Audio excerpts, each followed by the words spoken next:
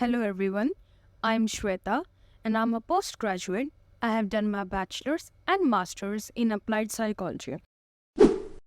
In this video, I will discuss psychology, class 11, NCERT, chapter 7, human memory.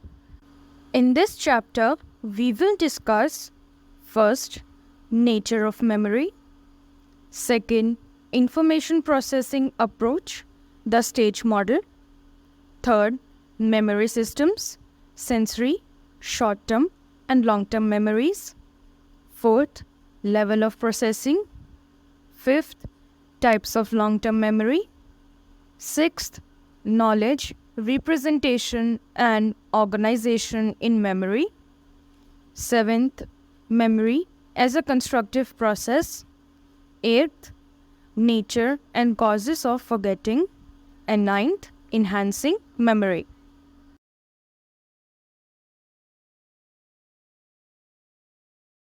First is nature of memory. Memory का मतलब होता है किसी भी इंफॉर्मेशन को रिटेन यानी होल्ड करना और रिकॉल यानी याद करना, उस इंफॉर्मेशन को समझने या सीखने के कुछ टाइम बाद यानी over a period of time, ताकि जो कॉग्निटिव टास्क एट प्रेजेंट है वो परफॉर्म कर सके। बेसिकली जो भी cognitive task at present perform करना है, उस कॉग्निटिव टास्क से रिलेटेड जो कभी इंफॉर्मेशन पहले सीखी थी या परसीव की थी, उस इंफॉर्मेशन को रिटेन यानी होल्ड करना और रिकॉल यानी याद करना, ताकि वो कॉग्निटिव टास्क परफॉर्म कर सके। मेमोरी के 3 स्टेजेस होते हैं। First, encoding, second, storage and third, retrieval. और ये तीनों स्टेजेस एक दूसरे से इंडिपेंडेंट यानी अलग और इंटररिलेटेड यानी कनेक्टेड या डिपेंडेंट हैं। First, encoding. Encoding first stage है। इसमें इंफॉर्मेशन सेंस ऑर्गन्स के थ्रू रिसीव होती है और फिर न्यूरल इम्पल्सेस में फॉर्म होती है, ताकि वो ब्रेन के डिफरेंट एरियाज़ में पहुंच सके और फिर इंफॉर्मेशन प्रोसेस हो सके। इन सिंपल वर्ड्स, जो इंफॉर्मेशन एक्सटर्नल स्टिमुलाई से रिसीव हुई है या मिली है, उस इंफॉर्मेशन का एक मीनिंग डिराइव करना या मीनिंग निकालना is encoding. Second stage is storage. जो इंफॉर्मेशन इनकोडिंग के थ्रू मिली है, उस इंफॉर्मेशन को स्टोर करना, ताकि वो इंफॉर्मेशन बाद में यूज़ हो सके यानी रिट्राइव हो सके, which is the third stage, that is retrieval. इस स्टेज में जो इंफॉर्मेशन स्टोर की गई थी, उस इंफॉर्मेशन को अवेयरनेस में लाना, ताकि कोई कॉग्निटिव टास्क परफॉर्म कर सके, जैसे प्रॉब्लम सॉल्विंग और डिसीजन मेकिंग। इन शॉर्ट, पहले कोई इंफॉर्मेशन एक्सटर्नल स्टिमुलस से या एक्सटर्नल स्टिमुलाई से रिसीव होती है सेंस ऑर्गन्स के थ्रू, और फिर न्यूरल इम्पल्सेस में फॉर्म होके ब्रेन के डिफरेंट पार्ट्स में जाती है, ताकि वो प्रोसेस हो सके। इसको कहते हैं इनकोडिंग। इनकोडिंग के बाद इंफॉर्मेशन स्टोर होती है, ताकि वो बाद में इन फ्यूचर यूज़ हो सके यानी रिट्राइव हो सके। रिट्राइव का मतलब होता है जो इंफॉर्मेशन स्टोर की हुई है उसको अवेयरनेस में लाना, ताकि जो कॉग्निटिव टास्क परफॉर्म करना है वो परफॉर्म कर सके। Second is information processing approach, the stage model. Stage model develop किया था एटकिंसन एंड शिफ्रिन ने इन 1968। इस मॉडल में 3 मेमोरी सिस्टम्स होते हैं, यानी 3 टाइप की मेमोरीज होती हैं, विच is first sensory memory, second short term memory and third long term memory. But ये मॉडल डेवलप हुआ था कंप्यूटर की वजह से। कंप्यूटर सिस्टम की इन्वेंशन से पहले ये माना जाता था मेमोरी एक कैपेसिटी होती है जिसकी वजह से जितनी भी इंफॉर्मेशन लर्निंग या एक्सपीरियंस के थ्रू सीखी है वो स्टोर होती है। यानी मेमोरी को एक बहुत बड़ा स्टोर हाउस माना जाता था, जिसमें सारी इन्फॉर्मेशन जो भी हमें पता है या हमने लर्न की है वो हम स्टोर कर सकते हैं, ताकि जब भी ज़रूरत पड़े हम उन इन्फॉर्मेशंस को रिट्राइव यानी याद कर सके और यूज़ भी कर सके। पर कंप्यूटर की इन्वेंशन के बाद ह्यूमन मेमोरी को एक सिस्टम की तरह देखा गया, जिसमें इंफॉर्मेशन प्रोसेस होती है कंप्यूटर की तरह ही। तो ये माना गया कि मेमोरी एक सिस्टम है जिसमें इंफॉर्मेशन प्रोसेस होती है। दैट मीन्स ह्यूमन मेमोरी एक सिस्टम है जिसमें इंफॉर्मेशन प्रोसेस होती है एक सिस्टमैटिक वे में या फिर स्टेजेस में। एंड ऑल्सो इंफॉर्मेशन रजिस्टर और स्टोर होने के साथ साथ मैनिपुलेट भी होती है, और इसी मैनिपुलेशन की वजह से एक आउटकम निकल के आता है। यानी जो इंफॉर्मेशन है वो प्रोसेस होती है एक सिस्टमैटिक वे में या फिर स्टेजेस के थ्रू। फॉर एग्ज़ाम्पल, जैसे कंप्यूटर में कोई कमांड डाला तो उस कंप्यूटर ने उस कमांड से रिलेटेड जो भी मेमोरी या कंटेंट्स थे उनको मैनिपुलेट करना। मैनिपुलेट मतलब मूव करना या कंट्रोल करना या यूज़ करना शुरू कर दिया, और फिर उस इंफॉर्मेशन को जो उसकी कंप्यूटर की मेमोरी से कंप्यूटर ने मैनिपुलेट की है उसको डिस्प्ले किया on the screen. That is the outcome of the information. Similarly human memory में सपोज एक मैथमेटिकल प्रॉब्लम सॉल्व करना है, तो ह्यूमन मेमोरी में उस मैथमेटिकल प्रॉब्लम से रिलेटेड जो भी ऑपरेशंस यानी सब्ट्रैक्शन, डिवीजन है या जो भी फॉर्मूलेज हैं, उन सब इंफॉर्मेशन को रिट्राइव किया या एक्टिवेट किया और फिर उस इंफॉर्मेशन को यूज़ करके एक आउटकम निकाला। That is the solution of that mathematical problem. Third is memory systems, sensory, short-term and long-term memories. Stage model के according 3 memory systems होते हैं.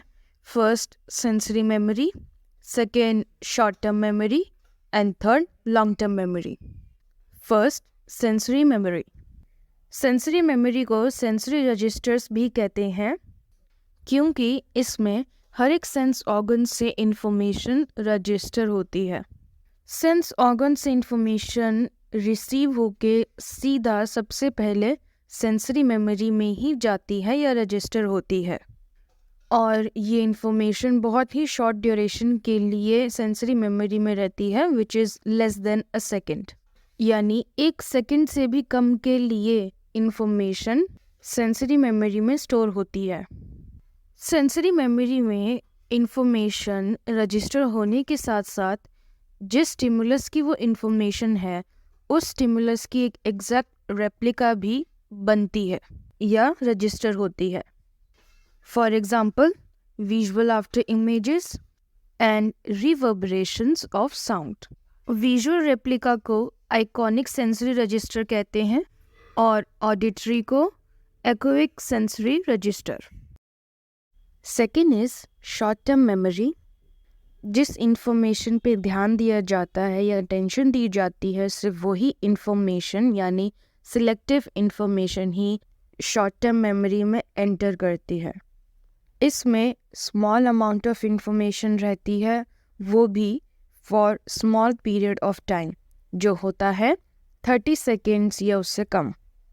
शॉर्ट टर्म मेमोरी में इंफॉर्मेशन एक्यूस्टिकली इनकोड होती है, यानी जो भी इंफॉर्मेशन शॉर्ट टर्म मेमोरी में पहुंचती है वो इंफॉर्मेशन सबसे पहले साउंड के फॉर्म में इनकोड होती है, और ये इंफॉर्मेशन शॉर्ट टर्म मेमोरी में तब तक रहती है या जब भी रहती है जब तक उस इंफॉर्मेशन की प्रैक्टिस या रिहर्सल कंटिन्यूसली यानी लगातार की जाए, क्योंकि इंफॉर्मेशन शॉर्ट टर्म मेमोरी में सिर्फ 30 सेकेंड्स या उससे भी कम के लिए रहती है। अगर उस इंफॉर्मेशन की प्रैक्टिस की जाए या रिहर्सल की जाए तभी वो इंफॉर्मेशन रिटेन होती है। अगर इस इंफॉर्मेशन की प्रैक्टिस या रिहर्सल नहीं की जाए तो वो इंफॉर्मेशन डीके होने लगती है यानी ख़त्म होने लगती है। सेंसरी मेमोरी में भी इंफॉर्मेशन सिर्फ लेस देन अ सेकेंड ही रहती है, पर ये इंफॉर्मेशन ऑटोमेटिकली डीके यानी ख़त्म हो जाती है। वेयरएज शॉर्ट टर्म मेमोरी में अगर प्रैक्टिस ना की जाए तब इंफॉर्मेशन डीके यानी ख़त्म होती है। Third type of memory is long term memory. Long term memory की कैपेसिटी बहुत वास्ट यानी बहुत बड़ी या इनफाइनाइट होती है। इसमें कोई भी इंफॉर्मेशन स्टोर जो होती है वो परमानेंटली हो जाती है।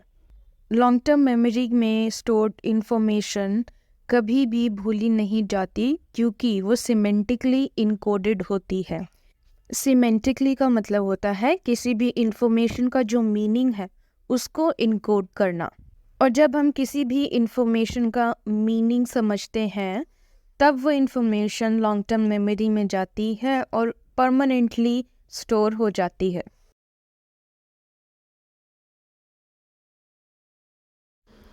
Another type of memory is working memory.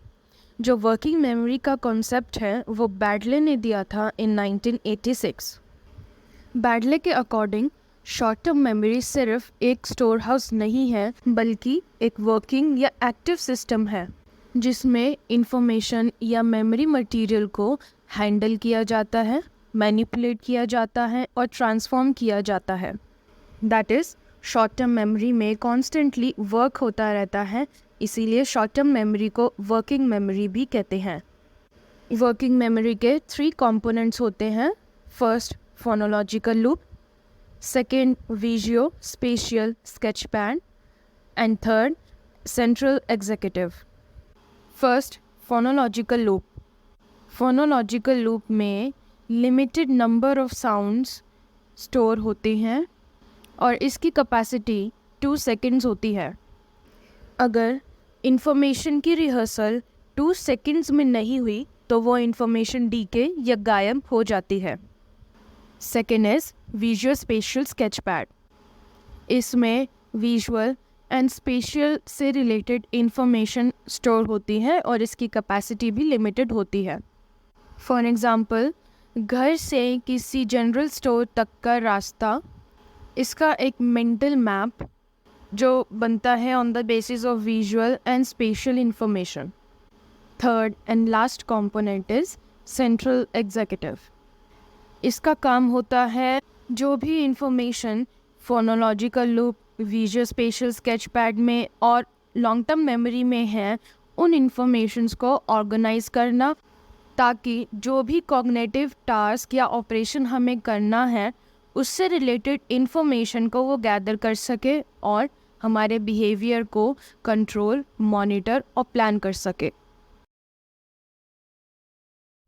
अभी तक हमने डिस्कस किया स्टेज मॉडल को। स्टेज मॉडल में 3 टाइप्स ऑफ मेमोरी होती है। First sensory, second short term and third long term. कोई भी इंफॉर्मेशन सबसे पहले हमारे सेंस ऑर्गन्स तक पहुंचती है और फिर सेंस ऑर्गन से सेंसरी मेमोरी में जाती है। सेंसरी मेमोरी से शॉर्ट टर्म मेमोरी में और शॉर्ट टर्म में रिहर्सल के बाद लॉन्ग टर्म मेमोरी में परमानेंटली स्टोर हो जाती है। अब हम डिस्कस करेंगे कि ये इंफॉर्मेशन एक टाइप ऑफ मेमोरी से लेके दूसरी टाइप ऑफ मेमोरी तक कैसे ट्रैवल करती है और किस मैकेनिज़म्स या प्रोसेस की वजह से एक मेमोरी में स्टे करती है या स्टोर होती है। एटकिंसन एंड शिफरिन ने एक टर्म प्रपोज किया जिसको कहते हैं कंट्रोल प्रोसेसेस। कंट्रोल प्रोसेसेस में वो सारे प्रोसेसेस आते हैं जो इंफॉर्मेशन के फ्लो को कंट्रोल करते हैं, मॉनिटर करते हैं या ऑर्गेनाइज करते हैं from one memory store to another memory store. There are 4 types of control processes. First, selective attention. Second, maintenance rehearsal. Third, chunking. And fourth, elaborative rehearsals. First, selective attention. Selective attention का मतलब है selected या limited number of stimuli या objects पर ही attention करना। और ये selective attention first control process है जो ये डिसाइड करता है कि कौन सी इंफॉर्मेशन सेंसरी रजिस्टर्स यानी सेंसरी मेमोरी से शॉर्ट टर्म मेमोरी तक पहुंचेगी, ट्रैवल करेगी। Second control process is maintenance rehearsal. अब जब इंफॉर्मेशन सिलेक्टिव अटेंशन के थ्रू सेंसरी मेमोरी या सेंसरी रजिस्टर से STM यानी शॉर्ट टर्म मेमोरी में पहुंचेगी या पहुंचती है, तब मेंटेनेंस रिहर्सल काम करता है। मेंटेनेंस रिहर्सल का मतलब होता है रिहर्सल या रिपीटेशन के थ्रू जो इंफॉर्मेशन है उसको मेंटेन करना या रिटेन करके रखना for as much time as possible. Third control process is chunking. Chunking का मतलब होता है जो इंफॉर्मेशन है उसको स्मॉल ग्रुप्स में डिवाइड करना ताकि वो इंफॉर्मेशन अच्छे से मेमोराइज हो सके। फॉर एग्ज़ाम्पल, ये जो डिजिट है 194719492004, इस डिजिट को अगर हमें मेमोराइज करना है तो इसका एक तरीका है, दैट इज़ चंकिंग, यानी इस पूरे डिजिट या नंबर को स्मॉल पार्ट्स या स्मॉल ग्रुप में डिवाइड करना, लाइक 1947, 1949 एंड 2004। थ्रू चंकिंग ये स्ट्रिंग ऑफ डिजिट्स हमें अच्छे से मेमोराइज हो गई।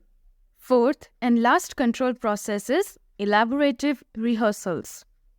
इलैबोरेटिव का मतलब होता है डिटेल्स के साथ प्लान किया जाना, और रिहर्सल का मतलब होता है रिपीटिशन या practice.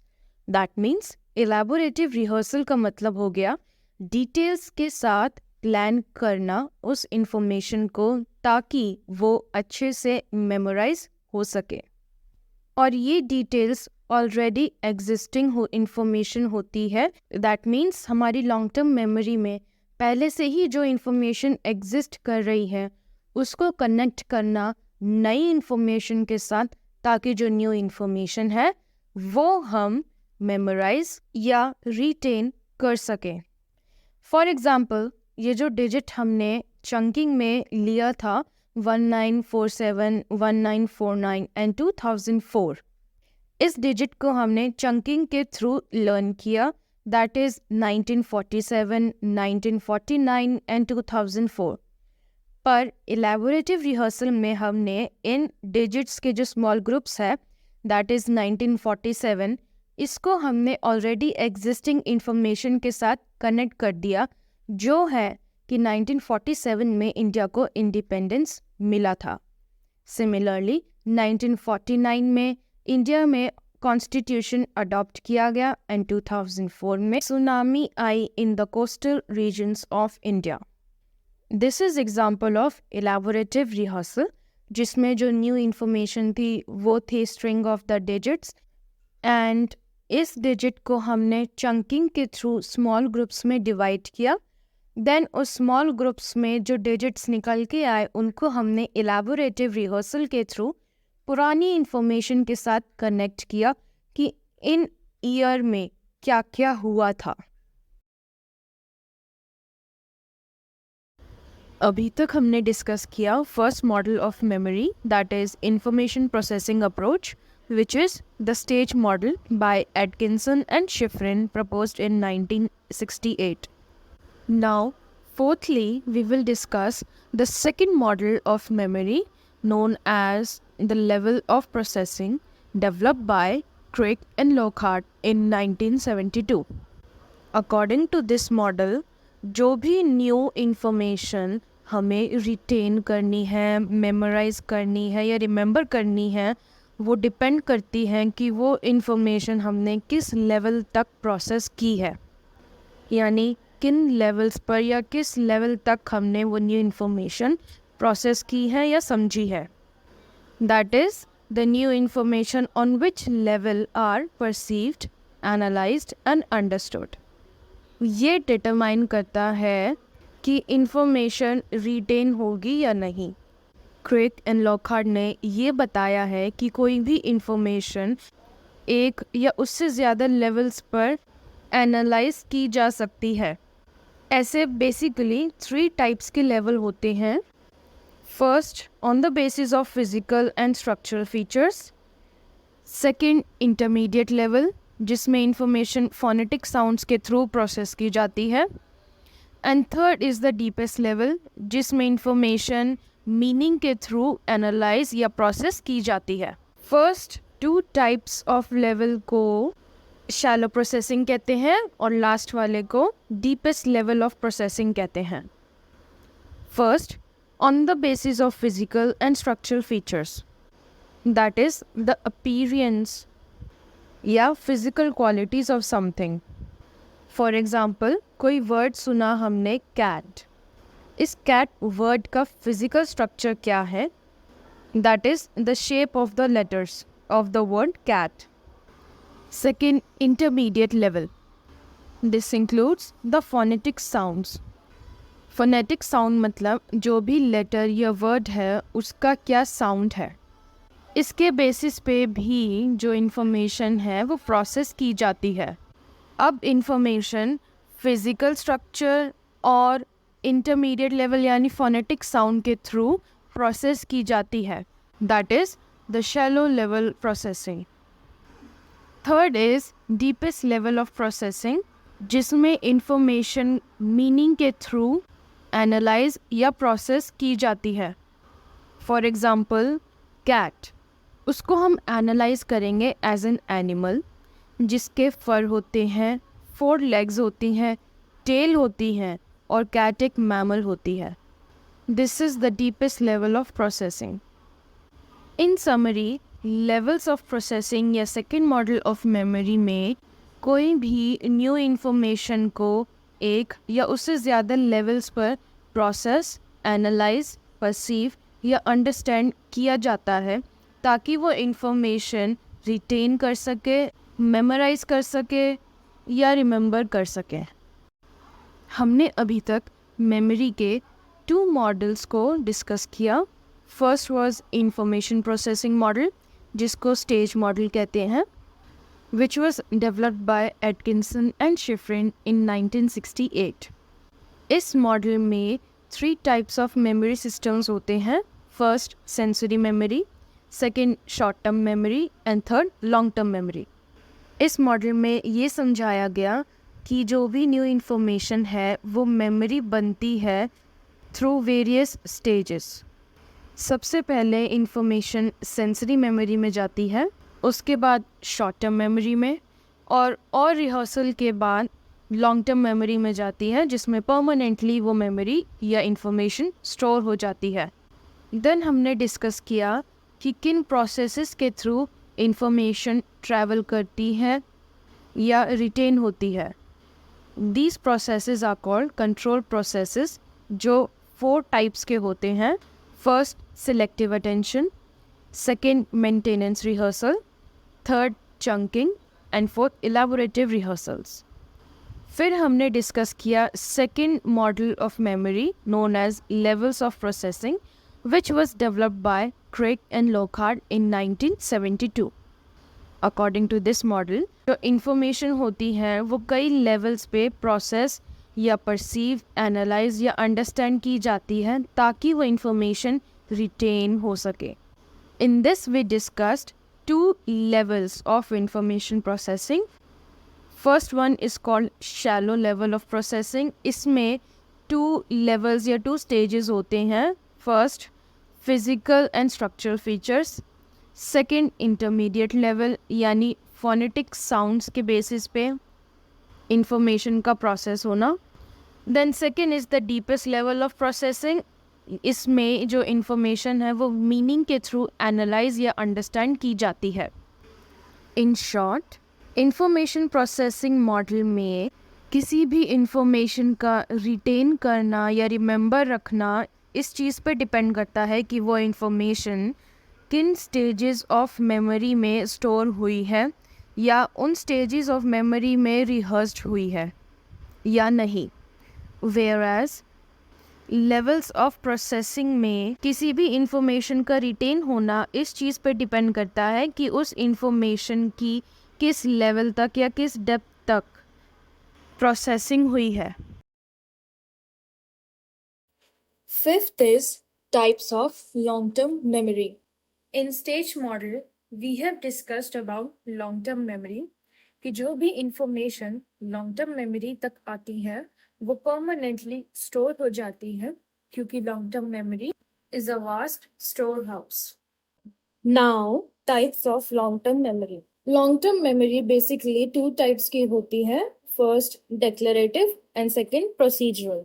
But according to the new studies long term memory three types की और होती है. That is flashbulb, second autobiographical and third implicit. ये तीनों types of long term memory है on the basis of complexity and dynamic nature of human memory. That is हमने stage model में पढ़ा था कि जो इंफॉर्मेशन है वो लॉन्ग टर्म मेमोरी में जाने से पहले शॉर्ट टर्म मेमोरी में होती है और शॉर्ट टर्म मेमोरी में रिहर्सल्स या प्रैक्टिस के थ्रू लॉन्ग टर्म मेमोरी में जाती है. पर लेकिन कुछ इंफॉर्मेशंस होती हैं जो ज़रूरी नहीं है शॉर्ट टर्म मेमोरी में हो या फिर रिहर्सल के थ्रू ही लॉन्ग टर्म मेमोरी में जाए. इंफॉर्मेशंस डायरेक्टली या बहुत कम प्रोसेसेस के थ्रू ही लॉन्ग टर्म मेमोरी में जाती है. इन टाइप की मेमोरी को कहते हैं flashbulb memory, autobiographical memory and implicit memory.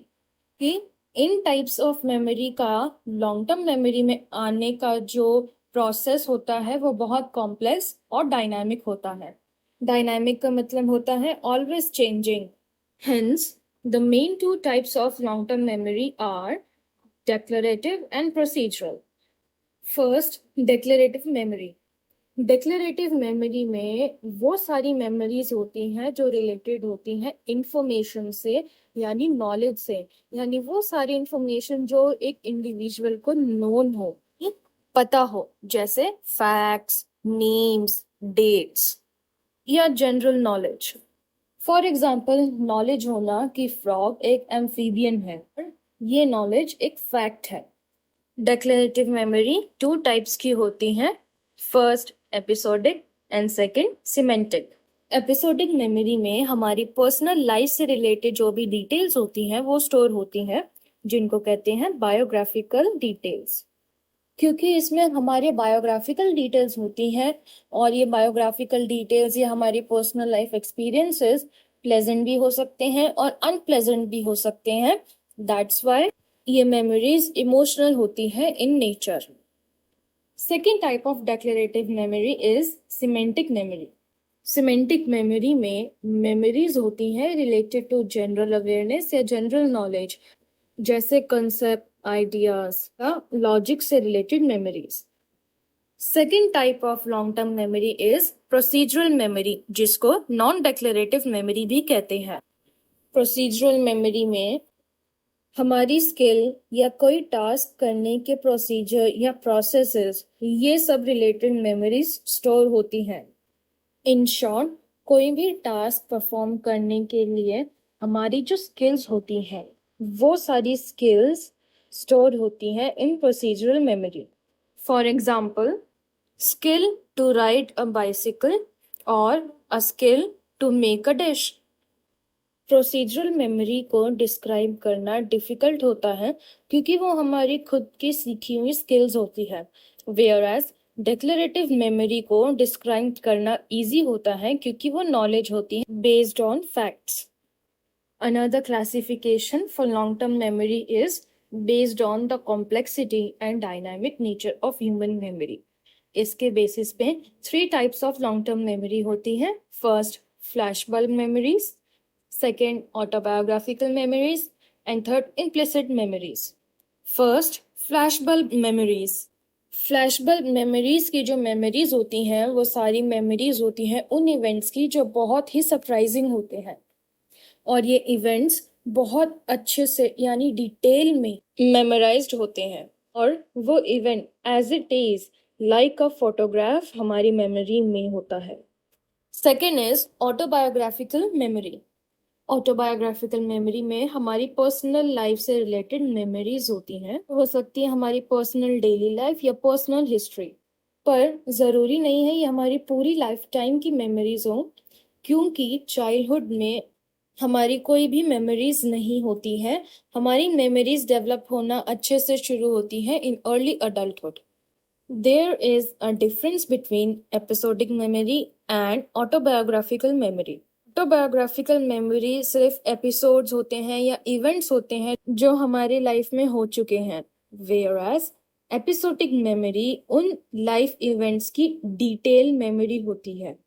Also autobiographical memory में जो इंफॉर्मेशन होती है वो बेस्ड हो सकती है एपिसोडिक या सिमेंटिक मेमोरी से।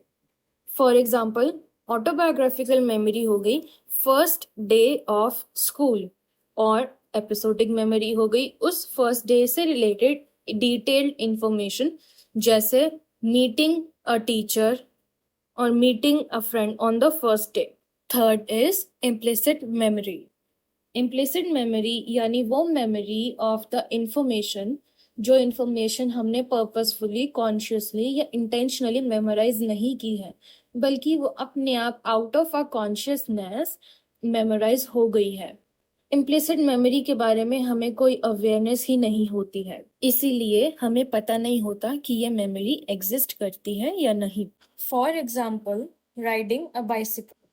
इनिशियली जब हमने बाइसिकल चलाना सीखा था तो हमें स्टीयरिंग, पेडलिंग करते दौरान बैलेंस करना नहीं आता था, बट ग्रेजुअली धीरे धीरे प्रैक्टिस के साथ हमें बाइसिकल चलाना और बैलेंस करना आ गया। प्रैक्टिस के दौरान जो भी हमने इंफॉर्मेशन या मेमोरीज अनकॉन्शियसली बनाई थी, उन सब की कोई कॉन्शियस अवेयरनेस नहीं होती है। This is implicit memory. Implicit memory में बेसिकली सारी स्किल्स और हैबिट्स आ जाती हैं जो डेली बेसिस पे हम करते हैं, और हम अनकॉन्शियसली विदाउट आवर अवेयरनेस उन्हें रिटेन कर लेते हैं। एक अनकॉन्शियस मेमोरी, जिसे इम्प्लिसिट मेमोरी कहते हैं, फॉर्म कर लेते हैं। Next is methods of memory measurement. Memory को मेजर करने के काफ़ी सारे वेज होते हैं। उनमें से कुछ 3 मेन वेज हैं जो यूजुअली यूज़ होते हैं। दोज 3 वेज या methods are: first, free recall and recognition; second, sentence verification task; and third, priming. First, free recall and recognition, ये दोनों मेथड्स यूज़ होते हैं फैक्ट्स या एपिसोड से रिलेटेड मेमोरी को मेजर करने के लिए। इन दोनों मेथड में पार्टिसिपेंट्स को वर्ड्स दिए जाते हैं मेमोराइज करने के लिए, और आफ्टर सम टाइम या एक टाइम इंटरवल के बाद अगर फ्री रिकॉल मेथड यूज़ कर रहे हैं तो फ्री रिकॉल में पूछा जाता है वर्ड्स को किसी भी ऑर्डर में रिकॉल करने के लिए, और जितनी ज़्यादा वर्ड्स वो रिकॉल कर पाएंगे उतनी ज़्यादा मेमोरी उनकी बेटर है। अगर रिकॉग्निशन मेथड यूज़ कर रहे हैं तो कुछ आइटम्स को दिखाया जाता है। इन आइटम्स में से कुछ आइटम्स वो होते हैं जो वर्ड्स मेमोराइज किए हैं उन वर्ड से रिलेटेड, और कुछ आइटम होते हैं डिस्ट्रैक्टर आइटम्स, यानी वो आइटम्स जो मेमोराइज्ड करे हुए वर्ड से रिलेटेड नहीं होते हैं। आइटम्स को दिखाने के बाद पार्टिसिपेंट से कहा जाता है कि जो वर्ड्स मेमोराइज करे हैं उन वर्ड से रिलेटेड आइटम्स को रिकॉग्नाइज करो। इसमें जितने ज़्यादा आइटम्स पार्टिसिपेंट रिकॉग्नाइज करता है उतनी अच्छी उस पार्टिसिपेंट की मेमोरी होती है। Second is sentence verification task. ये मेथड यूज़ होता है सिमेंटिक मेमोरी को मेजर करने के लिए। सिमेंटिक मेमोरी डिक्लेरेटिव मेमोरी की एक टाइप है। सिमेंटिक मेमोरी में इंफॉर्मेशन होती है related to general awareness, knowledge, concept, ideas and logic. Basically जो हमारी जनरल नॉलेज होती है उससे रिलेटेड इंफॉर्मेशन होती है सिमेंटिक मेमोरी में, और ये सभी के पास होती है। इसीलिए सिमेंटिक मेमोरी किसी भी टाइप ऑफ फॉरगेटिंग से इन्फ्लुएंस नहीं होती। दैट मीन्स सिमेंटिक मेमोरी की फॉरगेटिंग के चांसेस बहुत कम होते हैं। सिमेंटिक वेरिफिकेशन टास्क मेथड में पार्टिसिपेंट्स को कुछ सेंटेंसेस दिए जाते हैं और ये पूछा जाता है कि ये सेंटेंसेस ट्रू है या फॉल्स है। इसमें अगर पार्टिसिपेंट्स ने जल्दी या फास्टली करेक्ट रिस्पॉन्ड दिया टू द सेंटेंसेस तो ये शो करता है कि उनकी जो रिटेन कैपेसिटी है ऑफ द इंफॉर्मेशन वो बहुत अच्छी है। दैट मीन्स वो इंफॉर्मेशन अच्छे से रिटेन यानी स्टोर की गई है। Third method is priming. ये मेथड यूज़ होता है उन मेमोरीज़ को मेजर करने के लिए जिनको हम वर्बली या वर्ड्स के थ्रू बता नहीं सकते या डिस्क्राइब नहीं कर सकते, जैसे procedural and implicit memory. Priming method में पार्टिसिपेंट्स को वर्ड्स की लिस्ट दिखाई जाती है। इनिशियली यानी सबसे पहले जो लिस्ट दिखाई जाती है उसमें फुल वर्ड्स होते हैं, जैसे garden, playground, house etcetera. Then secondly एक सेकेंड लिस्ट दिखाई जाती है जिसमें जो फर्स्ट लिस्ट के वर्ड्स हैं उनके पार्ट्स होते हैं, जैसे गार्डन का GAR, प्लेग्राउंड का PLA, हाउस का HO एक्सेट्रा। सेकेंड लिस्ट में फर्स्ट लिस्ट से रिलेटेड वर्ड्स के भी पार्ट्स होते हैं, प्लस उन वर्ड्स के पार्ट्स भी होते हैं जो फर्स्ट लिस्ट में नहीं थे, यानी अननोन वर्ड्स के भी पार्ट्स होते हैं। और पार्टिसिपेंट्स को इन इनकम्प्लीट वर्ड्स को या पार्ट्स ऑफ वर्ड्स को कंप्लीट करने के लिए बोला जाता है। सेकेंड लिस्ट में जो इनकम्प्लीट वर्ड्स होते हैं, उन इनकम्प्लीट वर्ड्स में से वो वर्ड्स जो फर्स्ट लिस्ट से रिलेटेड होते हैं, पार्टिसिपेंट्स उन्हीं फर्स्ट लिस्ट से रिलेटेड वर्ड्स को ज़्यादा जल्दी कंप्लीट कर पाता है कंपेयर टू दोज जो फर्स्ट लिस्ट में नहीं होते हैं। एंड में जब पार्टिसिपेंट से पूछा गया इनकम्प्लीट वर्ड्स के बारे में, तो पार्टिसिपेंट्स ने कहा कि हमने सिर्फ गेस करके इन इनकम्प्लीट वर्ड्स को कंप्लीट किया है। दिस शोज कि participants are unaware of the memory of the words, कि ये वर्ड्स की मेमोरी कब फॉर्म हुई या ये वर्ड्स को उन्होंने मेमोराइज कब किया या लर्न कब किया, इस चीज़ की उनके पास मेमोरी नहीं होती है। अभी तक हमने ये समझा कि मेमोरी फॉर्म कैसे होती है through two models. First, information processing model, जिसमें स्टेज मॉडल के थ्रू हमने 3 मेमोरी सिस्टम्स या 3 मेमोरी स्टेजेस को पढ़ा। स्टेजेस के थ्रू इंफॉर्मेशन पास ऑन होती है और एंड में लॉन्ग टर्म मेमोरी में हमेशा के लिए स्टोर हो जाती है वाया प्रैक्टिस, रिहर्सल्स एक्सेट्रा।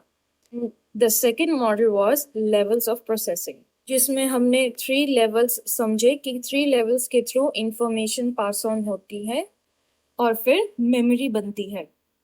अब हम समझेंगे वो इंफॉर्मेशन मेमोरी बनती है, वो इंफॉर्मेशन या मेमोरी कैसे ऑर्गेनाइज स्ट्रक्चर के फॉर्म में रहती है in the long term memory, which is the 6th point, knowledge representation and organisation in memory.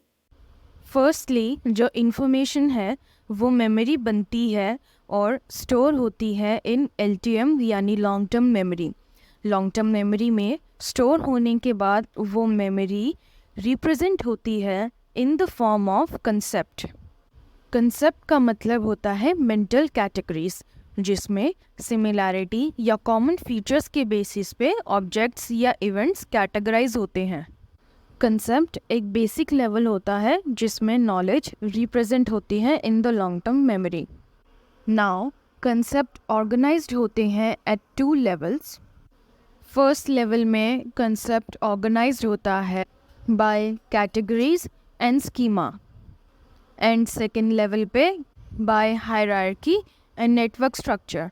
Second level higher level होता है कंसेप्ट को ऑर्गेनाइज करने का। First level is categorise and schema. Category का मतलब होता है कंसेप्ट को कैटेगराइज करना on the basis of similarity and common features. There is a difference between concept and category. Concept का मतलब होता है मेंटल कैटेगरी बनाना, ताकि सिमिलर या कॉमन फीचर्स वाले आइडियाज़, ऑब्जेक्ट्स या इंफॉर्मेशन या इवेंट को सिमिलर कैटेगरीज में ग्रुप कर सके। कंसेप्ट बनने के बाद या फॉर्म होने के बाद कैटेगरीज के अंडर ऑर्गेनाइज होता है। दैट मीन्स कैटेगरी का मतलब होता है जो कंसेप्ट है उनको सिमिलर ग्रुप्स में ऑर्गेनाइज करना। For example mango. मैंगो एक कॉन्सेप्ट भी है और कैटेगरी भी है। कंसेप्ट इसलिए है क्योंकि वो फ्रूट की कैटेगरी के अंडर आता है, और मैंगो कैटेगरी इसलिए है क्योंकि मैंगो के कई सारी सब कैटेगरीज या सब वेराइटीज़ होती हैं। Next is schema. स्कीमा का मतलब होता है मेंटल फ्रेमवर्क या मेंटली रिप्रेजेंट करना वर्ल्ड से रिलेटेड नॉलेज का। For example the word drawing room.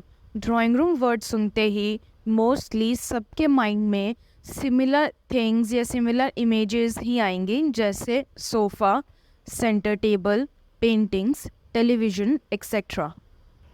Now, the second level of concept organization is hierarchy and network structure.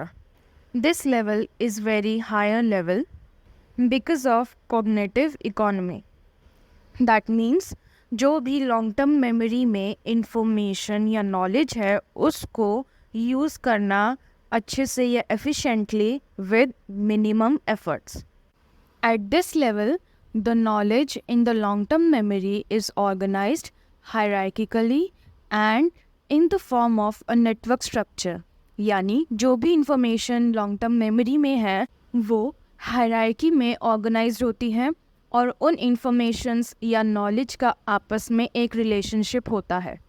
इस लेवल पे जो कंसेप्ट्स होते हैं उनको नॉड्स कहते हैं और नॉड्स के बीच में जो भी कनेक्शन या रिलेशनशिप होता है उसको लेबल्ड रिलेशनशिप कहते हैं.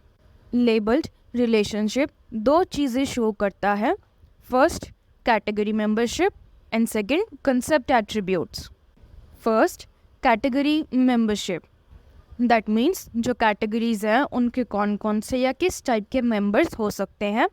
फॉर एग्जांपल एनिमल की कैटेगरी में जो मेंबर्स हैं वो हैं birds, fish, etcetera. Second is concept attributes. जो भी कंसेप्ट्स हैं उनके एट्रीब्यूट्स यानी फीचर्स क्या क्या हैं. For example bird. इस कंसेप्ट के फीचर्स हैं bird has wings, bird can fly and has feathers. Whereas जो अलग कॉन्सेप्ट है under the category of animal that is fish.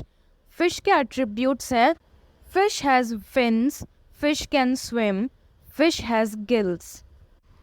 अभी तक हमने डिस्कस किया कि नॉलेज रिप्रेजेंट कैसे होती है और कैसे ऑर्गेनाइज्ड होती है in long term memory. Next हम समझेंगे कि जो भी इंफॉर्मेशन है वो मेमोरी में कैसे इनकोड होती है या किस किस फॉर्मेट में इनकोड होती है या रजिस्टर होती है. टू अंडरस्टैंड दिस, पेवियो ने प्रपोज किया dual coding hypothesis. According to this hypothesis जो भी कॉन्क्रीट ऑब्जेक्ट्स होते हैं यानी फिजिकल ऑब्जेक्ट्स होते हैं वो इनकोड होते हैं इन the form of images.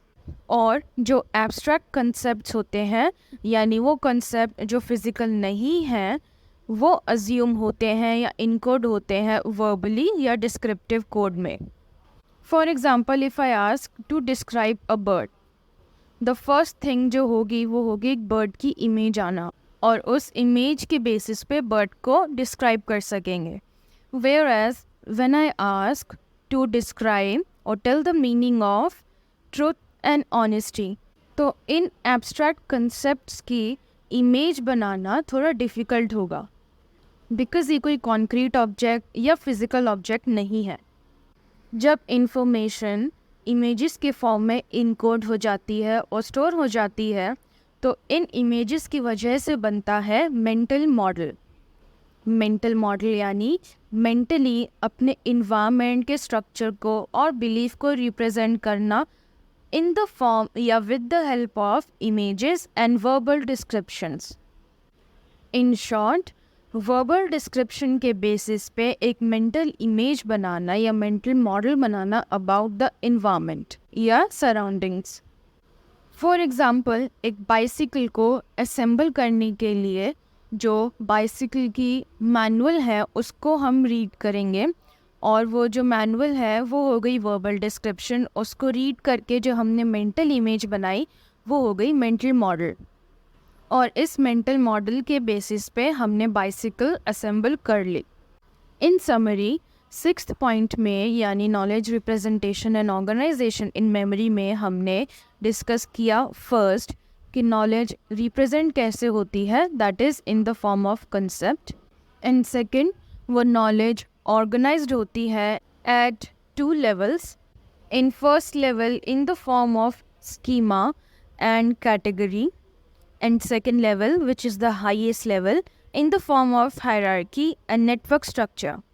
Then thirdly हमने डिस्कस किया कि जो भी इंफॉर्मेशन होती है वो मेमोरी में किस फॉर्म में इनकोड होती है with the help of dual coding hypothesis.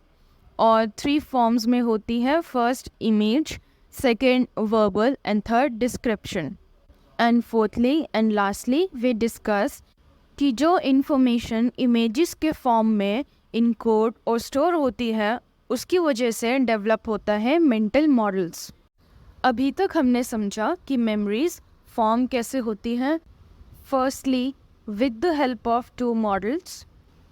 First model, information processing approach, that is the stage model. And second model, levels of processing. Then secondly, memory बनती है on the basis of complex and dynamic nature of human memory. इसके basis में 3 types of memories होती है, flashbulb, autobiographical and implicit memory. Now thirdly, we will discuss memory making with eyewitness and false memory. First, I witness memory. Eye witness memories वो memories होती है जो किसी event के बारे में होती है जिसे एक पर्सन खुद ही विटनेस करता है। आई विटनेस मेमोरी यूज़ होती है कोर्ट्स में, जिसमें जो विटनेस होता है वो उस इंसिडेंट को रिकॉल करता है और फिर अपने रिकॉल या रिट्रीवल के बेसिस पे टेस्टिमनी देता है। ये रिकॉल या रिट्रीवल होता है because of I witness memory, जो उस इंडिविजुअल ने उस टाइम फॉर्म की थी जब वो उस इवेंट को विटनेस कर रहा था या देख रहा था। But I witness memory reliable नहीं होती है ज़्यादातर, क्योंकि आई विटनेस मेमोरी इन्फ्लुएंस हो सकती है because of first misleading questions regarding the I witnessed event and secondly emotions related to the eye-witnessed event. Eye-witness memory के इस फ्लॉ या वीकनेस को शो किया था लॉफ्टस और उनके कॉलीग्स या एसोसिएट्स ने through their experimental research.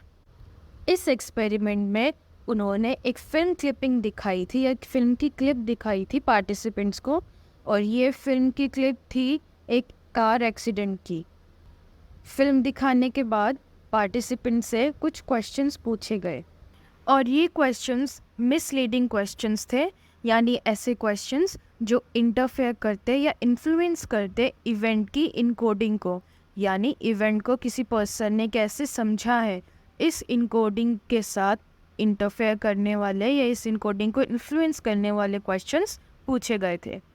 For example, एक क्वेश्चन था कि कार्स की स्पीड क्या थी जब वो स्मैश्ड हुई। फिर सेकंड क्वेश्चन था कि कार्स की स्पीड क्या थी जब वो कांटेक्ट हुई एक दूसरे से। इसमें वर्ड स्मैश को रिप्लेस कर दिया with word contact. In questions के आंसर्स पार्टिसिपेंट ने डिफरेंट दिए या अलग दिए। दिस शोज कि मिसलीडिंग क्वेश्चंस इन्फ्लुएंस कर सकते हैं आई विटनेस मेमोरी को, जिसमें आई विटनेस मेमोरी है memory of the car accident. Also I witness memory influence होती है बिकॉज ऑफ अराउजिंग या strong emotions at the time of I witness event, यानी आई विटनेस मेमोरी अफेक्ट या इन्फ्लुएंस हो सकती है बिकॉज ऑफ इमोशंस जो अराउज होते हैं eight the time of the event. और इन इमोशंस की वजह से जो at the moment at the time of event arouse होते हैं, जो आई विटनेस होता है यानी जो पर्सन होता है जो इस इवेंट को विटनेस कर रहा होता है, वो उस इवेंट की डिटेल्स पर अटेंशन नहीं देता है, बिल्कुल भी ध्यान नहीं दे पाता है, क्योंकि वो एक इमोशनल स्टेट में होता है। Second type of memory is false memory. False memory यानी वो मेमोरी जो अनट्रू है, यानी वो इवेंट्स जो एक्चुअल में या रियलिटी में हुए ही नहीं है, उन इवेंट्स की मेमोरी। ये मेमोरी बनती है या इंड्यूस की जाती है with the help of imagination of the false या अनट्रू इवेंट। फॉल्स मेमोरी पर काम किया गैरी, मैनिंग एंड लॉफ्टस ने इन 1996, जिसमें उन्होंने एक एक्सपेरिमेंट किया।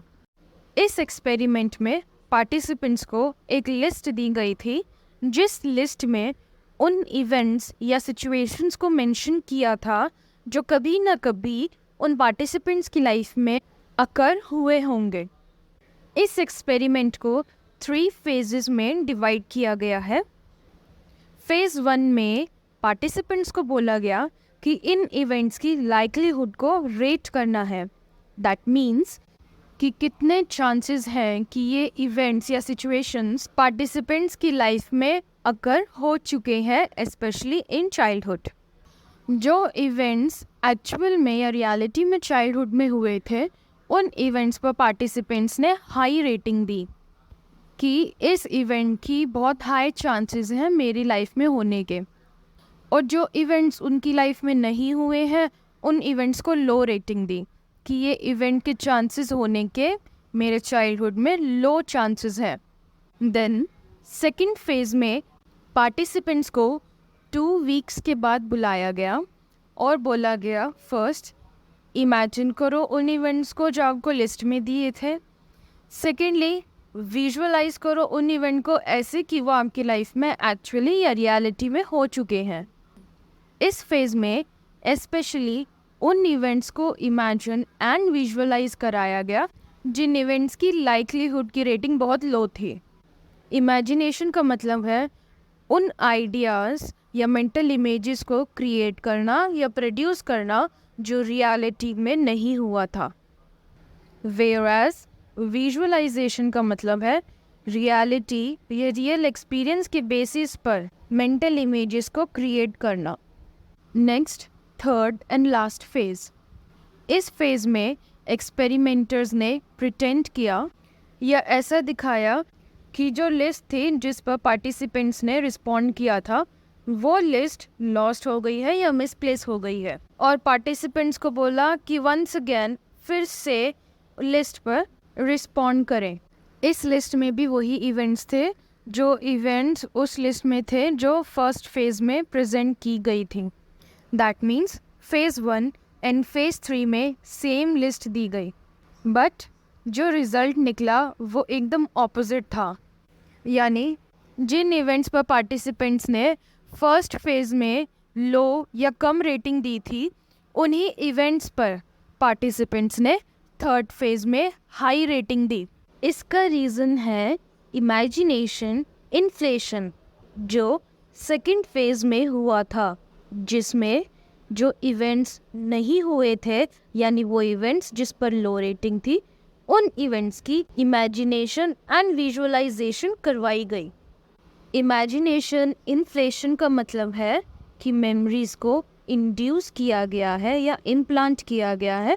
दैट मीन्स मेमोरीज़ को बनाया गया है जो एक्चुअल में नहीं है या अनट्रू मेमोरीज़ है। इस एक्सपेरिमेंट में जो इवेंट्स रियलिटी में या एक्चुअली में हुए ही नहीं थे, उन इवेंट्स की एक मेमोरी बन गई है। This is false memory.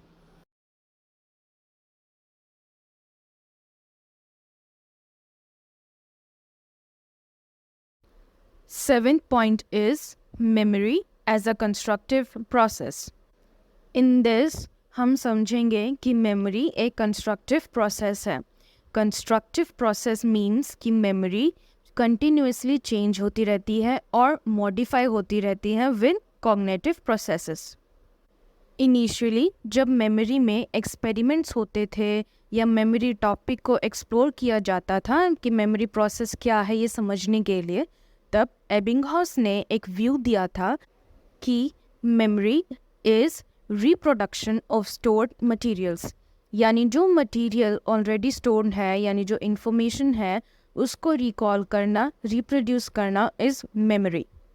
एबिंगहाउस और उनके फॉलोअर्स ने एम्फसाइज किया या मेन फोकस किया ऑन फर्स्ट कि मेमोरी में कितनी इंफॉर्मेशन स्टोर हो सकती है, that is the quantity of information, and secondly accuracy between जो इंफॉर्मेशन स्टोर है as a memory and reproduction या recall of the memory.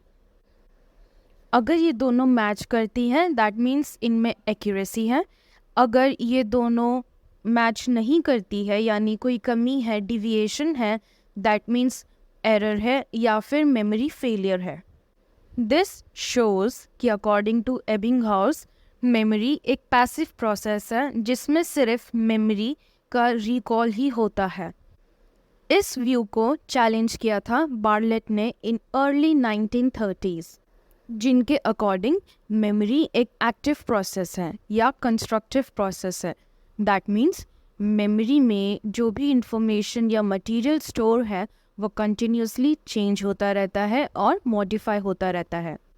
Bartlett ने एक एक्सपेरिमेंट किया टू अंडरस्टैंड, या समझने के लिए कि किस तरीके से या कैसे जो भी कंटेंट मेमोरी बनता है या जो भी इंफॉर्मेशन मेमोरी बनता है, क्या वो इंफॉर्मेशन या कंटेंट अफेक्ट होता है किसी पर्सन की नॉलेज से, गोल से, मोटिवेशन से, प्रेफरेंसेस से यानी लाइक्स एंड डिसलाइक्स से और साइकोलॉजिकल प्रोसेसेस से। इस एक्सपेरिमेंट में उन्होंने यूज़ किए मटेरियल्स जो थे texts, folk tales and fables, and secondly method use किया of serial reproduction. Serial reproduction का मतलब है मेमोरी को रिकॉल करना एक पर्टिकुलर टाइम पीरियड पे या एक पर्टिकुलर टाइम इंटरवल पे। इस एक्सपेरिमेंट में बार्टलेट ने पार्टिसिपेंट्स को मटेरियल दिया रीड करने के लिए। रीड करने के बाद 15 मिनट्स का ब्रेक दिया। 15 मिनट्स के ब्रेक के बाद कहा कि जो भी मटेरियल तुमने 15 मिनट पहले या 15 मिनट्स पहले पढ़ा था उसे रिकॉल करो। इस एक्सपेरिमेंट का फाइंडिंग्स ये निकली या रिज़ल्ट ये निकला कि जो भी मटेरियल रिकॉल करने के लिए बोला गया उस रिकॉल में काफ़ी सारे एरर्स थे। जैसे जो भी मटेरियल है उसे अपनी नॉलेज के हिसाब से ऑल्टर या मॉडिफाई कर दिया, और जो अननेसेसरी डिटेल्स हैं उन्हें हाईलाइट कर दिया, मेन थीम को बहुत ज़्यादा इलेबोरेट कर दिया, और जो भी मटेरियल है उसे इस हिसाब से कर दिया कि वो पढ़ने में या सुनने में बहुत कोहेरेंट यानी ऑर्डर में लगे और रैशनल लगे। ये सारे एरर्स ये शो करते हैं कि मेमोरी एक कंस्ट्रक्टिव प्रोसेस है, यानी मेमोरी के कंटेंट्स या मेमोरी कंटिन्यूसली चेंज होती रहती है और मॉडिफाई होती है। इन फाइंडिंग्स के बेसिस पे बार्टलेट ने एक टर्म प्रपोज किया, that is schema, which means past experience या नॉलेज को इस हिसाब से ऑर्गेनाइज करना कि वो इन्फ्लुएंस करता है इनकमिंग या न्यू इन्फॉर्मेशन की इंटरप्रिटेशन को, स्टोरेज को और रिट्रीवल यानी रिटेन या रिकॉल करने को। इन सिंपल टर्म्स स्कीमा मतलब इनकमिंग या न्यू इन्फॉर्मेशन को इंटरप्रेट करना, स्टोर करना और रिट्रीव करना on the basis of past experiences and knowledge.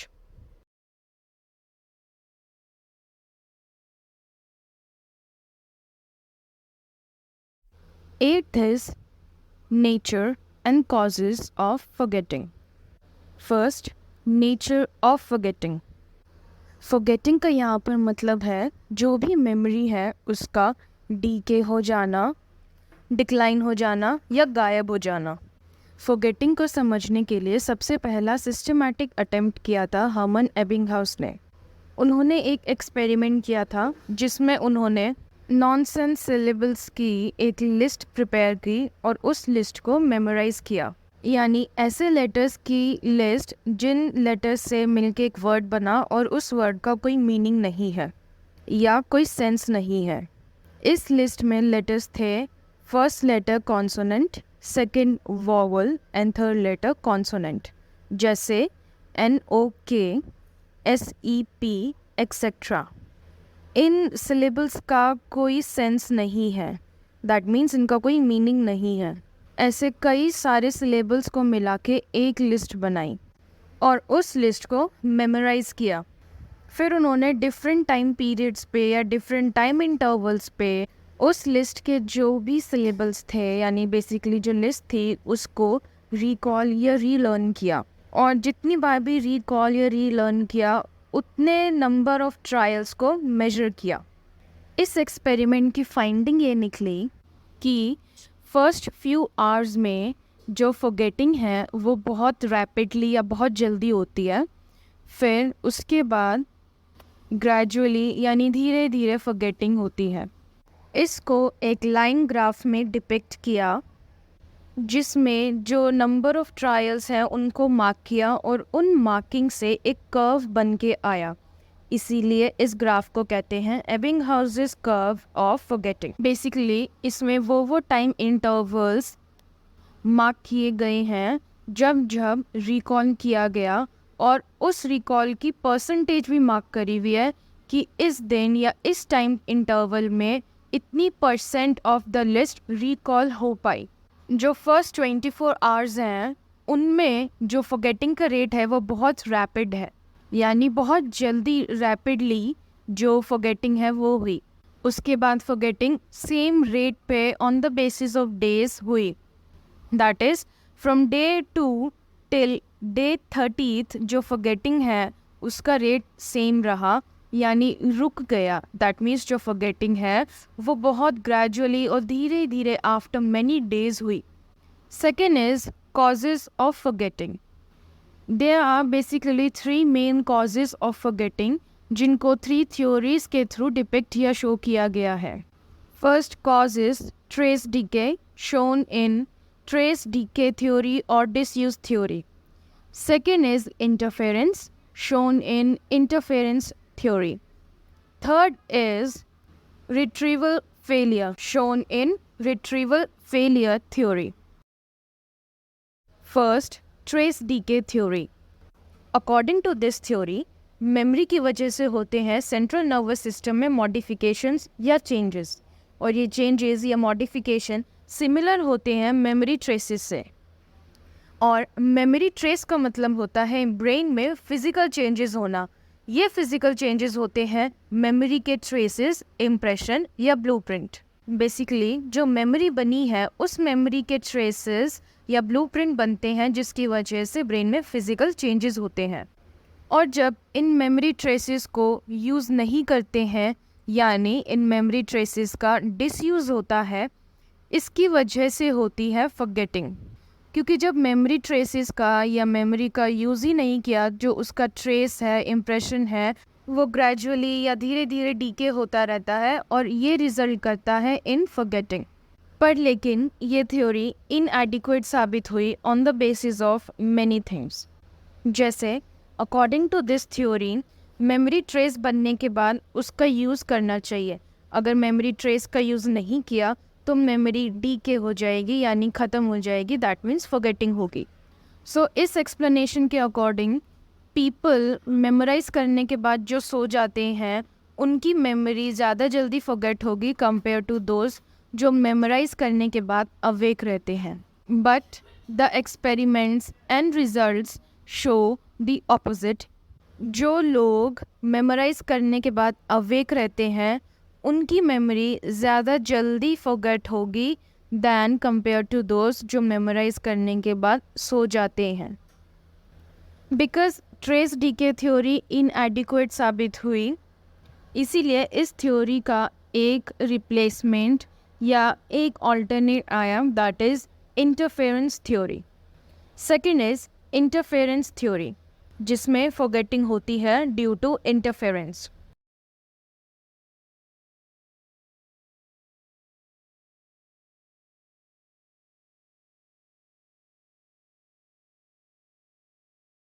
That means किसी पर्टिकुलर मेमोरी के रिट्रीवल या रिकॉल के टाइम पे दूसरी मेमोरीज जो होती हैं वो इंटरफेयर करती हैं, जिनकी वजह से जो पर्टिकुलर मेमोरी हमें रिकॉल या रिट्रीव करनी है उसकी फॉरगेटिंग हो जाती है।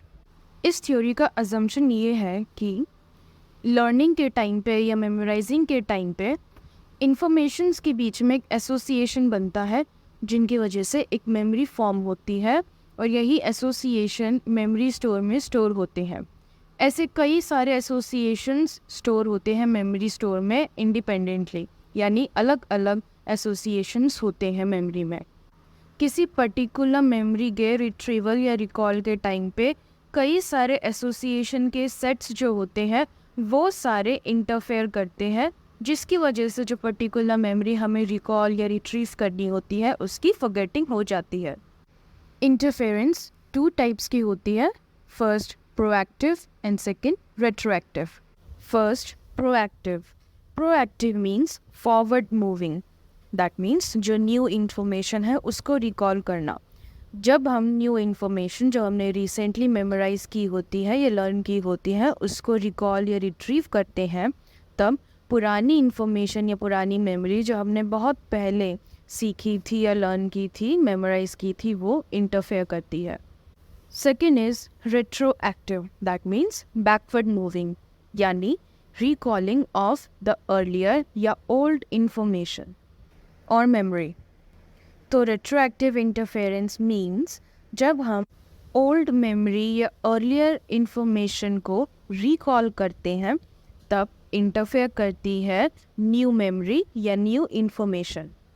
Third cause of forgetting is retrieval failure, that means recall ना कर पाना, क्योंकि उस पर्टिकुलर मेमोरी को जिसको हमें रिकॉल करना है उस पर्टिकुलर मेमोरी से रिलेटेड कोई भी हिंट या तो मौजूद नहीं होते या फिर गलत हिंट होते हैं। That means retrieval cues are either absent or they are inappropriate.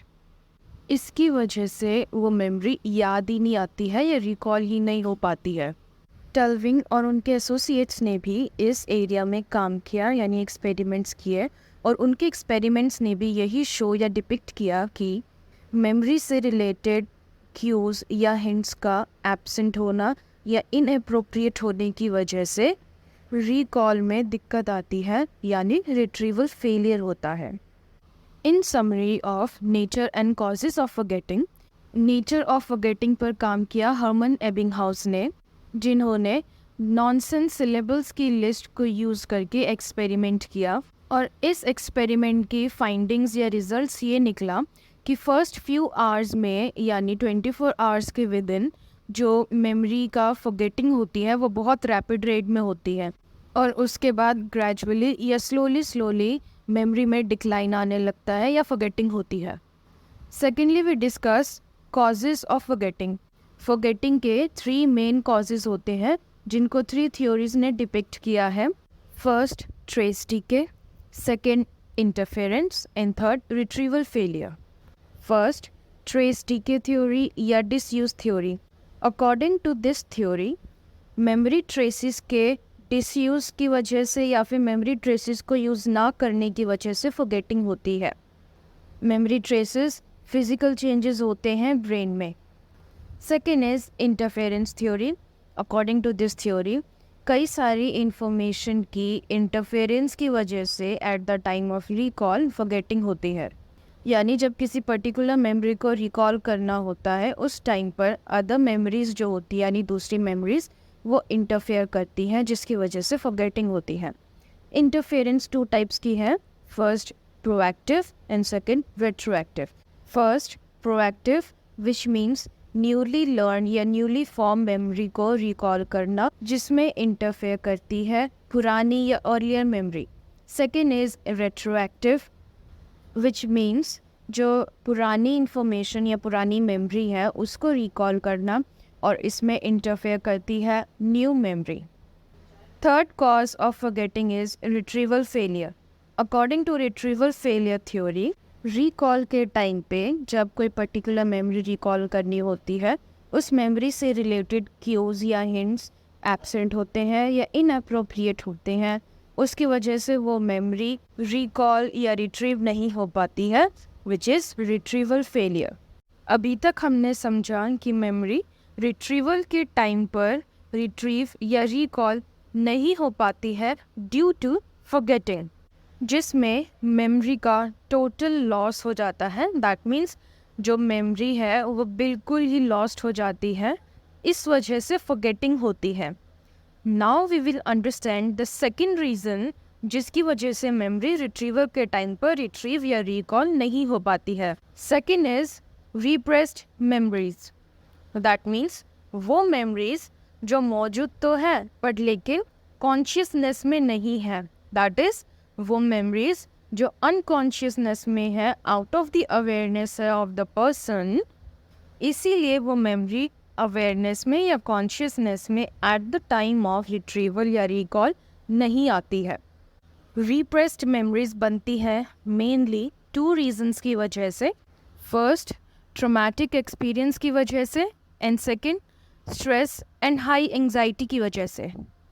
First, traumatic experience. Traumatic experiences वो एक्सपीरियंसेस होते हैं जिनको कोप करना या जिनको डील करना बहुत डिफ़िकल्ट हो जाता है, क्योंकि वो बहुत ही stressful and emotionally hurting experiences होते हैं। सिगमंड फ्रॉइड के अकॉर्डिंग जो ट्रॉमेटिक एक्सपीरियंसेस हैं वो रिप्रेस्ड हो जाते हैं, और रिप्रेस्ड होने के बाद अनकॉन्शियस माइंड में चले जाते हैं, जिसकी वजह से रिट्रीवल के लिए ये ट्रॉमेटिक एक्सपीरियंसेस जो रिप्रेस्ड हो गए अवेलेबल नहीं होते हैं। और ये प्रोसेस सिमिलर है सिगमंड फ्रॉइड के एक प्रोसेस से, दैट इज़ रिप्रेशन। रिप्रेशन का मतलब पेनफुल, थ्रेटनिंग और एम्बैरेसिंग मेमोरीज का कॉन्शियसनेस से बाहर होना, दैट इज़ ये मेमोरीज हमारी अवेयरनेस में नहीं होती हैं, पर लेकिन अनकॉन्शियसली ये मेमोरीज एग्जिस्ट करती हैं। ट्रॉमेटिक एक्सपीरियंस की वजह से हो सकता है साइकोलॉजिकल एमनीशिया।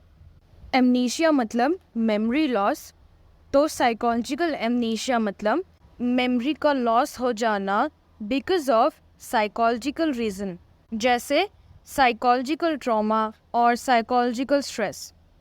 ट्रॉमा या हार्श रियलिटीज से बचने के लिए कुछ लोग अपने आईज, ईयर्स और इवन माइंड को भी क्लोज कर लेते, बंद कर लेते हैं और एक मेंटल फ्लाइट की स्टेट में चले जाते हैं। फ्लाइट मीन्स एस्केप या अवॉइड करना। So mental flight means reality से मेंटली डिटैच होना या रियलिटी से मेंटली एस्केप करना। और इस मेंटल फ्लाइट स्टेट की वजह से हो सकते हैं साइकोलॉजिकल डिसऑर्डर्स, जैसे fugue state. Fugue means flight, that means fugue state का मतलब है एस्केप स्टेट में चले जाना। इस डिसऑर्डर में जो पर्सन होता है वो अपनी एक न्यू आइडेंटिटी, न्यू नेम और न्यू एड्रेस अज्यूम करता है, जो उसकी रियल आइडेंटिटी, रियल नेम और रियल एड्रेस से बिल्कुल अलग होती है। जब पर्सन फ्यूग स्टेट में होता है तब उस पर्सन की फ्यूग स्टेट से रिलेटेड कोई भी मेमोरी नहीं होती है। सेकेंडली, मेमोरीज रिप्रेस्ड हो सकती हैं because of stress and high anxiety. Stress और एंजाइटी की वजह से मेमोरीज फॉरगेट भी हो सकती हैं। स्ट्रेस और एंजाइटी में डिफरेंस है। स्ट्रेस मतलब फिजियोलॉजिकल या बॉडीली रिस्पॉन्स करना किसी थ्रेटफुल सिचुएशन को। बेसिकली स्ट्रेस में बॉडी रिएक्ट करती है या रिस्पॉन्स करती है to the threatening situation, whereas anxiety का मतलब होता है mostly psychological responses, which includes responding with feelings जैसे फियर, नर्वसनेस, वरी एक्सेट्रा। और जब एंजाइटी बहुत हाई होती है, यानी एंजाइटी बहुत ज़्यादा होती है, तो बॉडी फिजिकली रिएक्ट करती है, जैसे sweating, increase in heart rate etcetera. For example, एक स्टूडेंट है, वो बहुत हार्ड वर्किंग है और एम्बिशियस है, और उसने एक गोल बनाया कि मुझे एग्ज़ाम्स में बहुत हाई स्कोर करना है। इसके लिए उसने बहुत स्टडी की, बहुत लॉन्ग आवर्स तक। पर लेकिन एग्ज़ाम के टाइम में जब उसने क्वेश्चन पेपर देखा तो वो इतना नर्वस हो गया कि उसने जो भी पढ़ा था, स्टडी किया था, वो सब फॉरगेट हो गया, यानी भूल गया। इस सिचुएशन में वो स्टूडेंट नर्वस हो गया, यानी उसकी एंजाइटी बहुत हाई हो गई। इसकी वजह से वो भूल गया, यानी उसकी फॉरगेटिंग हो गई of the studied material.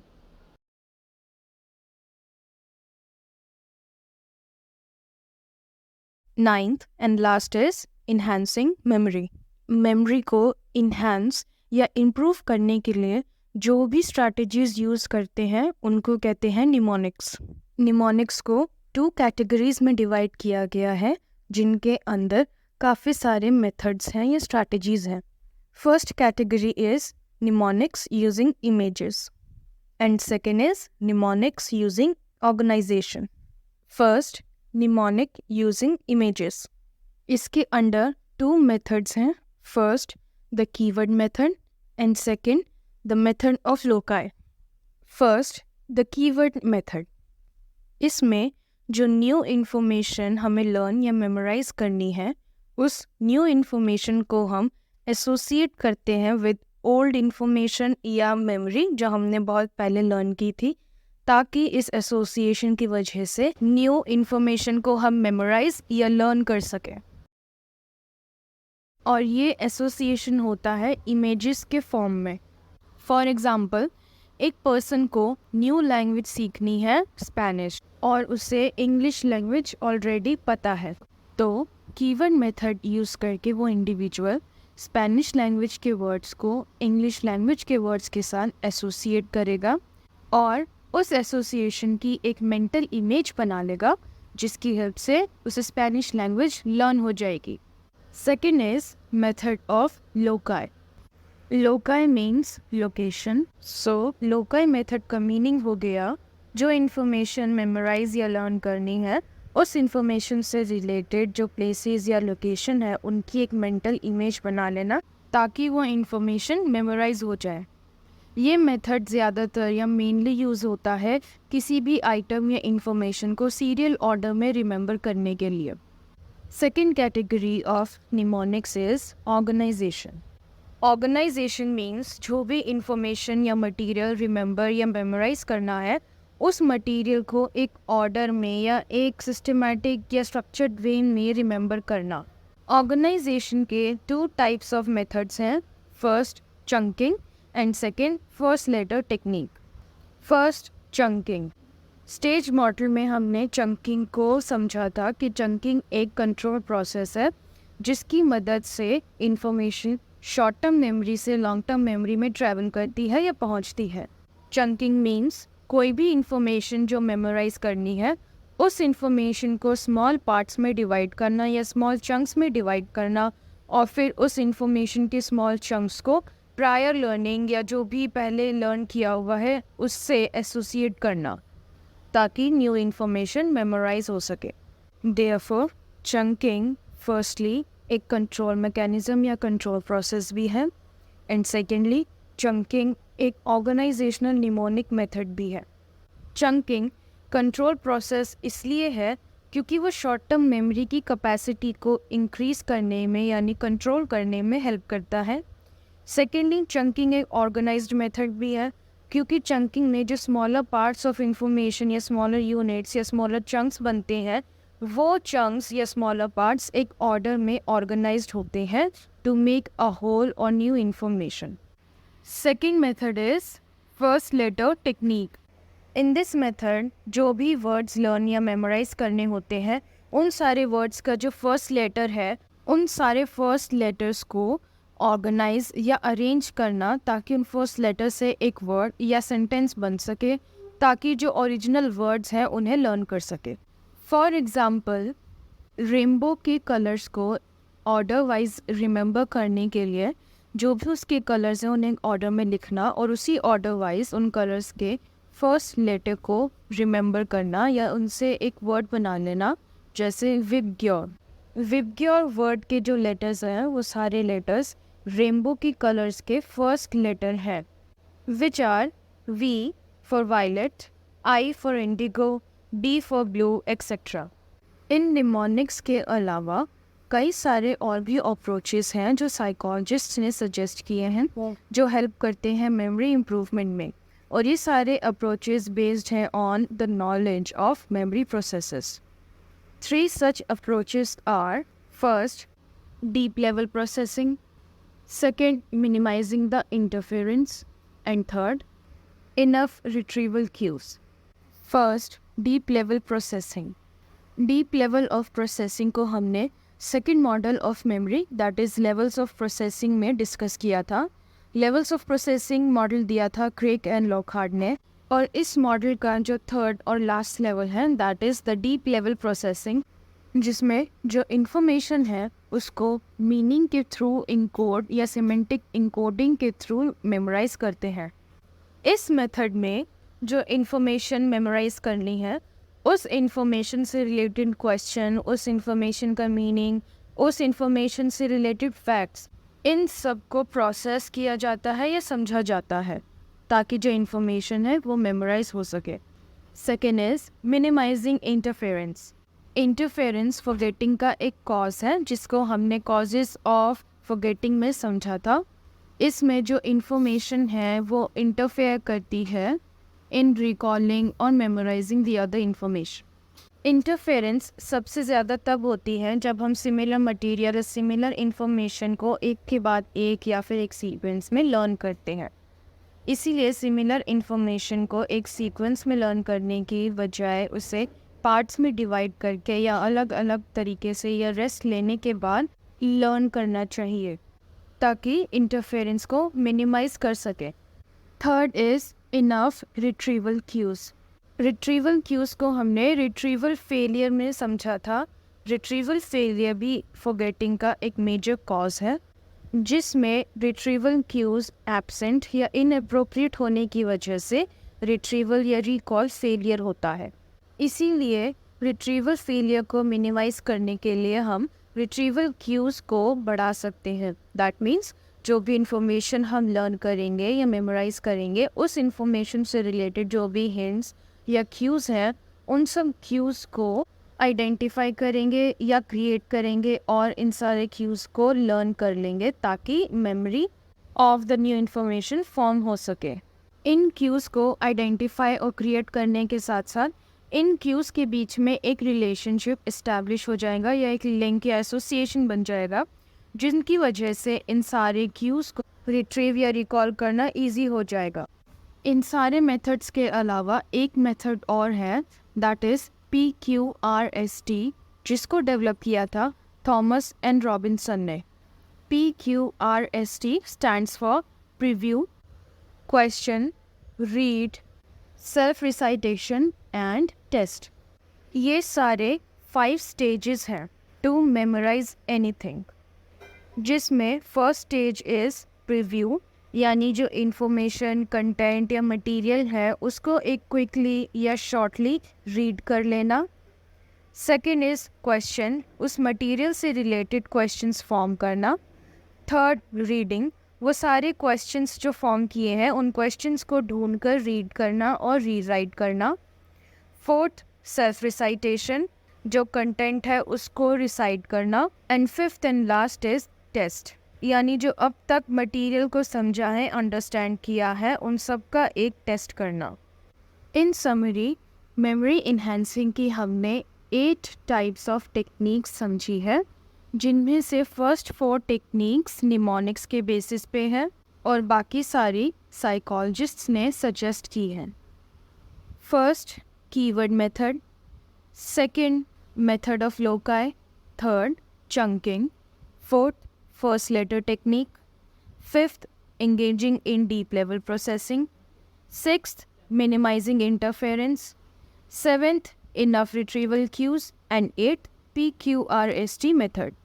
In summary of the chapter, we have discussed first nature of memory. इसमें हमने डिस्कस किया मेमोरी का मीनिंग और मेमोरी का नेचर। मेमोरी के नेचर में हमने समझा कि कोई भी इंफॉर्मेशन मेमोरी बनने के लिए 3 प्रोसेसेस या 3 स्टेजेस के थ्रू जाती है। First encoding, second storage and third retrieval. Then secondly हमने समझा कि कोई भी इंफॉर्मेशन मेमोरी बनती कैसे है with the help of 2 models. First was information processing approach, उसको स्टेज मॉडल भी कहते हैं। इस मॉडल को डेवलप किया एटकिंसन एंड शिफ्रिन ने in 1968। According to stage model, information memory बनने के लिए 3 सिस्टम्स या 3 स्टेजेस के थ्रू जाती है। First sensory memory stage, second short term memory stage and third long term memory stage, और इसी ऑर्डर में इंफॉर्मेशन ट्रैवल करती है। देन हमने समझा कि एटकिंसन और शिफ्रिन ने एक टर्म प्रपोज किया जिसको कहते हैं control processes. Control processes 4 types के होते हैं और इन प्रोसेसेस का काम होता है इंफॉर्मेशन के फ्लो को कंट्रोल करना या मैनिपुलेट करना। First control process is selective attention, second is maintenance rehearsal, third is chunking and fourth is elaborative rehearsals. Then second model of memory is levels of processing. इसको develop किया था Craig and Lockhart ने इन 1972। According to this model, कोई भी information memory बनने के लिए levels के थ्रू प्रोसेस होती है। इसमें मेनली 3 लेवल्स हैं जिनको 2 कैटेगरीज में डिवाइड किया गया है। First category is shallow processing. इस लेवल में इंफॉर्मेशन प्रोसेस होती है first through physical and structural features and secondly through phonetic sounds. जब इंफॉर्मेशन फिजिकल और स्ट्रक्चरल फीचर्स से प्रोसेस होती है, इस प्रोसेस को बहुत शैलो लेवल माना जाता है, और जो सेकंड लेवल है दैट इज़ फोनेटिक साउंड, इस लेवल को इंटरमीडिएट लेवल कहा जाता है। देन सेकंड लेवल और third level is deepest level of processing. इसमें इंफॉर्मेशन मीनिंग के थ्रू प्रोसेस होती है। Then fifthly we discuss types of long term memory. Long term memory majorly या यूजुअली 2 टाइप्स की होती है। First declarative and second procedural और non declarative memories. Declarative memory 2 types की होती हैं, episodic and semantic. Declarative memory में general knowledge से related facts, names, dates etcetera store होते हैं, वेयर एज प्रोसीजरल मेमोरी में स्किल से रिलेटेड मेमोरीज स्टोर होती हैं।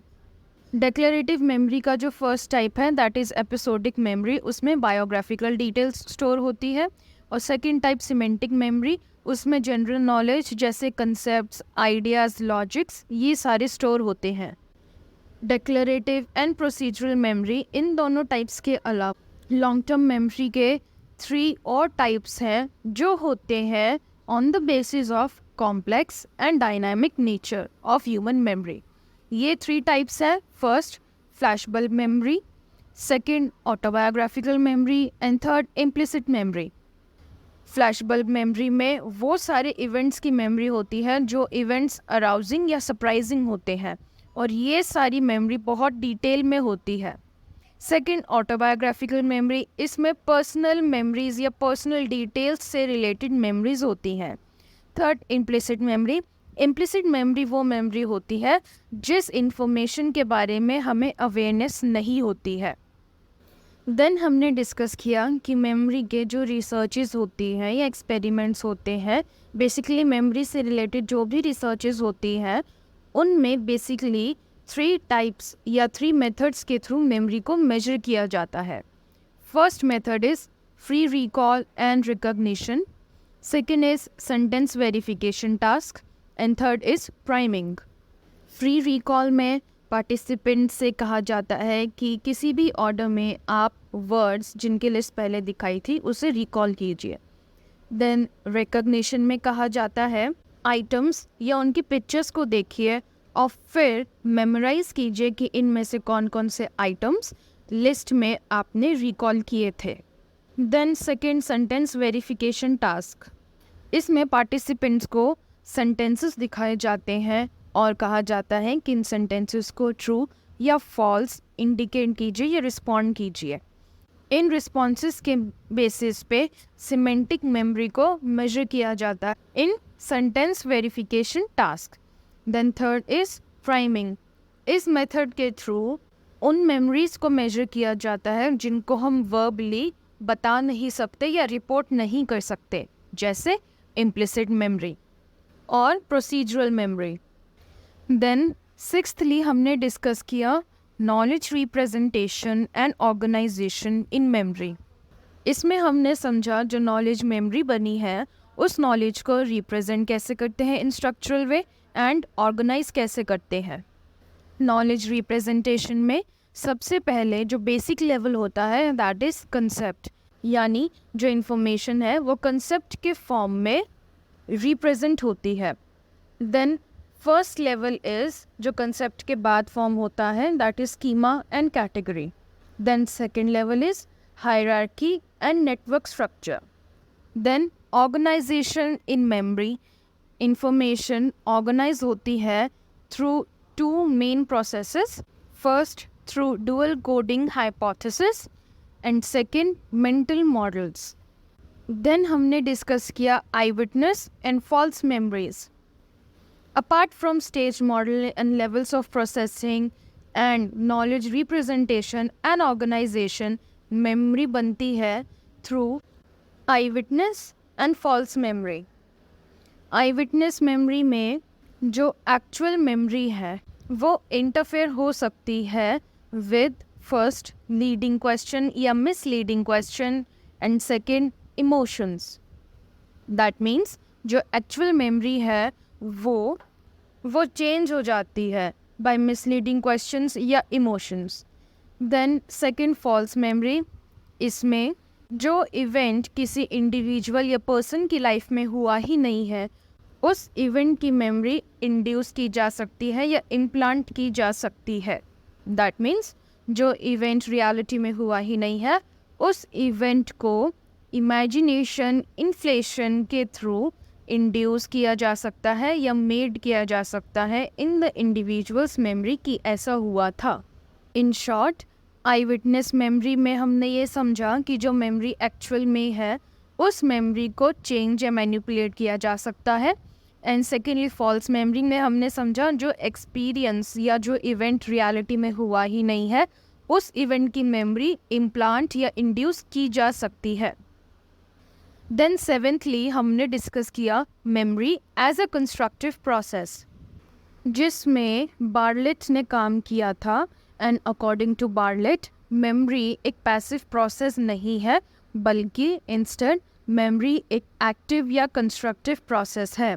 दैट मीन्स जो भी इंफॉर्मेशन मेमोरी के फॉर्म में स्टोर है वो इंफॉर्मेशन हमेशा चेंज होती रहती है या मॉडिफाई होती रहती है। बार्लेट ने इस पे एक्टिव प्रोसेस या कंस्ट्रक्टिव प्रोसेस पे एक एक्सपेरिमेंट किया था जिसमें उन्होंने सीरियल रिप्रोडक्शन मेथड को यूज़ किया।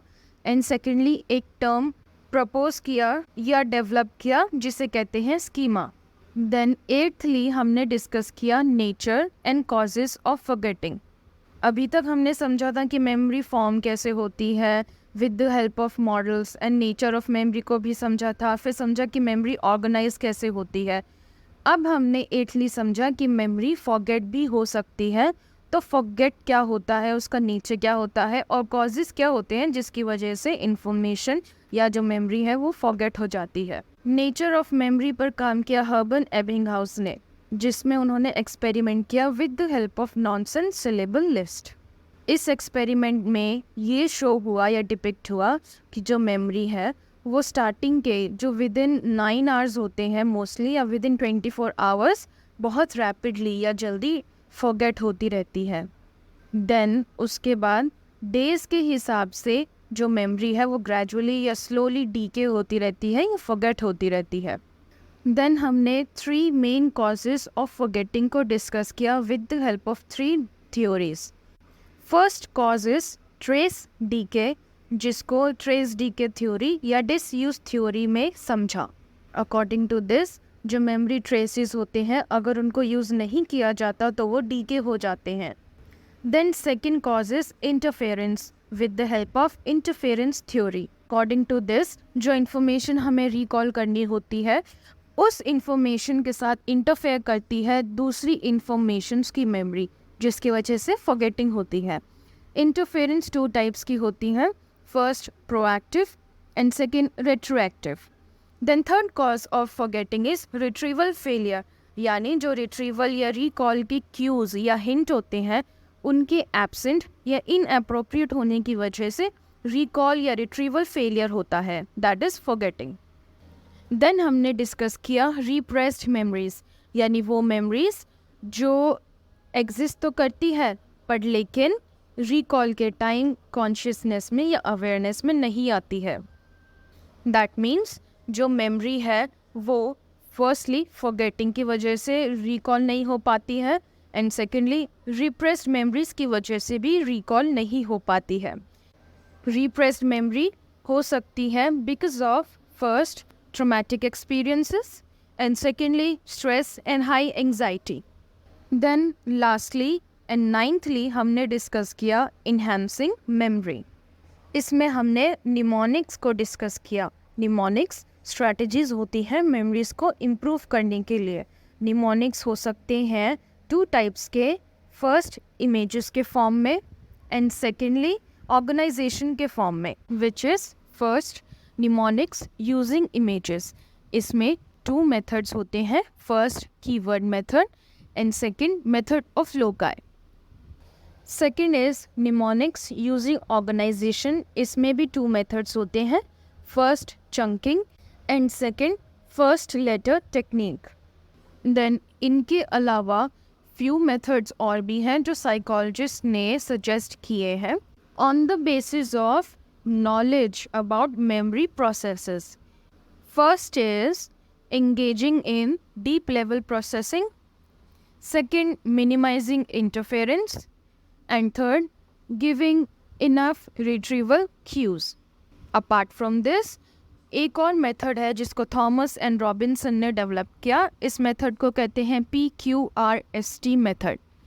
P stands for preview, Q stands for questioning, R stands for read, S stands for self-recitation and T stands for test.